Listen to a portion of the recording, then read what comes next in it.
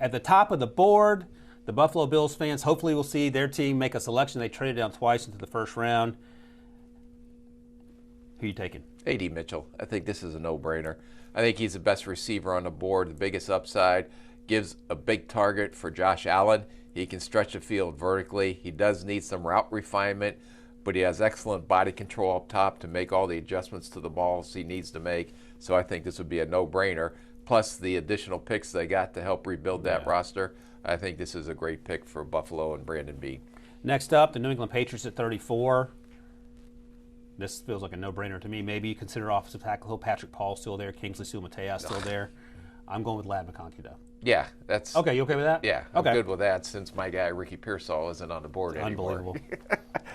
Did we bet? That's a smokescreen, by the way. I wonder if we bet that. We'll have to go won back. That. No, you won. You had 33.5. You said under, and you somehow got that right. A hope and a prayer. The hope and prayer both worked out. What did they say? Every blind squirrel finds an acorn every now and then? Yeah, that's right. A broke clock is right twice a day. Nothing against the blind squirrels in the world. Or broken clocks. All right, next up, 35, the Arizona Cardinals have had a great draft at this point. Marvin Harrison Jr., Darius Robinson at the bottom of round 1, the edge rusher, and now we come back at 35, and there's a present sitting there waiting for you. Yeah, Cooper DeJean is it's like this is a no-brainer for me. He can play Nick, he can play safety, he can play corner. He gives Jonathan Gannon versatility on the back end, which they so desperately need, and he gives them a potential punt returner. But now, with the new kickoff rule, maybe he also does kickoffs. So I think this is a Swiss Army knife that Jonathan Gannon will use. And I think it's a great pick if he's sitting there. Just so we're clear, that's me playing against Minnesota. Yeah, Fair okay, catching. That's old now. We're moved on in life. We're on to 2024. Yeah, okay. yeah, 25. 2025 mock draft. All right, next up, at 36, the Washington Commanders on the clock. They got their quarterback in Jaden Daniels. They have to get offensive line help. Maybe you wait, maybe you don't. I like Patrick Paul more than you do. I'm taking the Houston tackle here at 36. Would you have gone another direction? Yeah, of course I would have gone another direction. What's the direction you would have gone? Have I ever been a Patrick Paul fan since we've been talking? That's okay. Yeah. He only needs one on this podcast, and it's me. Yeah. What would you have done? Kingsley Suamataeo is the BYU tackle. I think he can play swing both left and right side. We watched him down at the Senior Bowl. He does need to bend his knees a little bit better knee bender, but I think the length and athleticism are there for them to develop, and that'll help fill that offensive tackle hole they currently have. Okay. I was looking for an edge rusher because I do think they need edge, but I couldn't find one, so I went with the offensive tackle. And they have to figure that out too. Next up at number 37, the Los Angeles Chargers are on the board. I'll make the pick here because you have a bold prediction that sort of contradicts yourself, and I don't want you to look silly. So Johnny Newton, he could be gone before this pick. There are 4 previous picks in round 2. It's sort of surprising he's still here, or that just speaks to the depth of this class? Yeah, and I think, again, what we talked about earlier was with all the quarterbacks going in 6 in the top 12, they pushed some first-round talent down to here. I could see Johnny Newton going here, but I'm not going to go against my bold prediction. So should I hold my bold prediction? Yeah, hold it. It's called the keys in the business. Okay. All right, next up, I'll read this quickly and you can respond here. Jackson Powers Johnson hit the Titans at 38. I keep building the offensive line. I thought about Keon Coleman here, but I want some explosive playmakers down the field, and Keon could end up being that, but the 4.61 scares me a little bit. They have Brunskill playing right guard, but he has 1 year left on his deal. I think this is a guy you bring in right away, and worst case, you have depth for a year. Yeah, no, this is one of my favorite guys in this year's draft, and I think if he comes in, he's a day one plug-and-play starter. Can you imagine having Latham?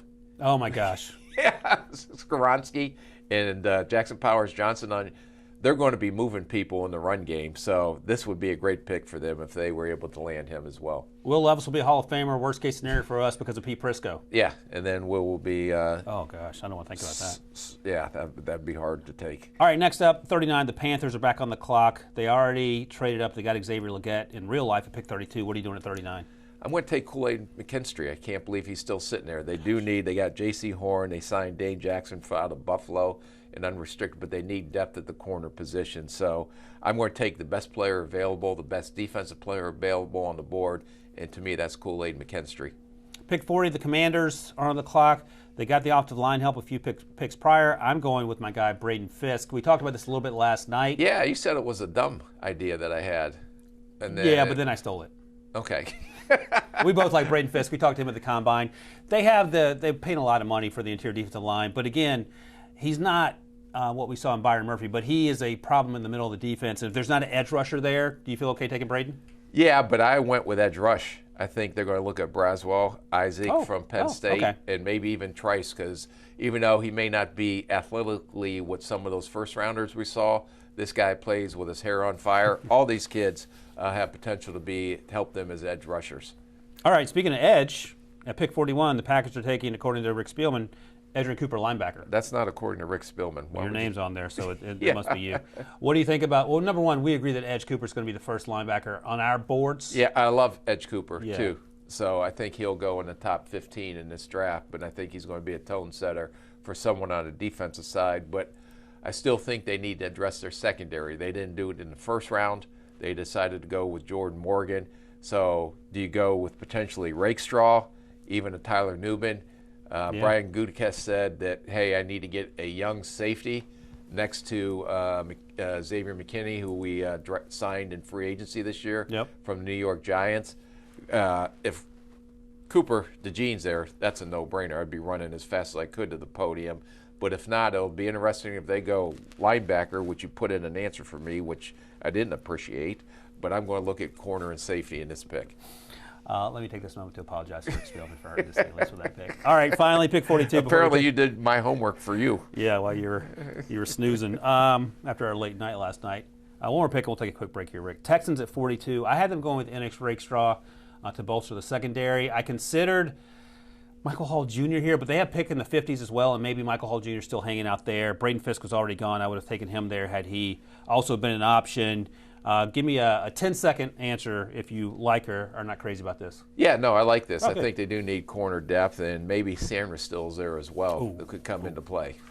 And that's the one to keep an eye on. He could be off the board before we get into the 40s. All right.